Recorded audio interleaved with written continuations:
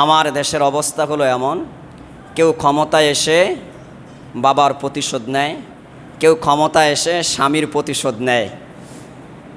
কাদের উপর দিয়ে প্রতিশোধ নেয়? আমাদের মতন সাধারণ জনগণ যারা তাদেরকে হত্যা করে, তাদের উপর গুলি বর্ষণ করে, তাদের ঘরবাড়ি আগুন দিয়ে জ্বালায়া, তাদের স্ত্রীদেরকে কী করে বিধবা করে, তাদের সন্তানদেরকে এতিম করে, মা বাবার বুক খালি করে।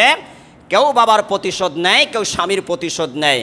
প্রকৃতপক্ষে বাস্তবেই কেউ জনগণের পক্ষে, দেশের স্বার্থে কেউ কি করে না, ক্ষমতায় আসে না।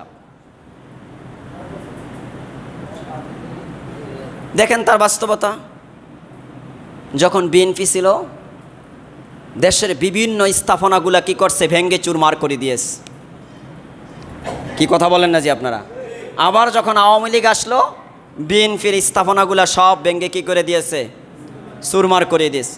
এখন যখন মনে করেন কোনো সরকারি আসে না, এখন অন্তর্বর্তীকালীন যে সরকার, গতকালকে মাত্র তারা শপথ নিয়েছে, কিন্তু শপথ নেওয়ার আগেই, এই অন্তর্বর্তীকালীন সরকার গদিতে বসার আগেই আওয়ামী লীগ সরকারের যত স্থাপনা ছিল, কোটি কোটি টাকা খরচ করে যত স্থাপনা করেছিল, সেগুলো আছে না শেষ?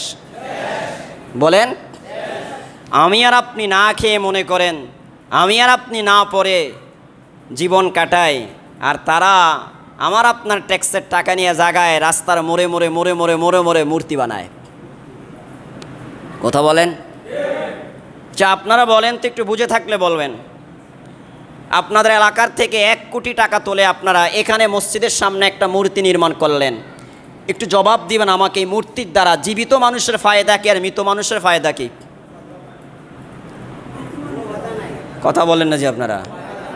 হ্যাঁ, যারা মরে গেছে তাদের ফায়দা আছে, যারা জীবিত আছে তাদের ফায়দা আছে, বা যারা বানাইছে তাদের ফায়দা আছে, যারা টাকা দিছে তাদের ফায়দা আছে? কোনো ফায়দা আছে? এটা ইসলামে হালাল না হারাম?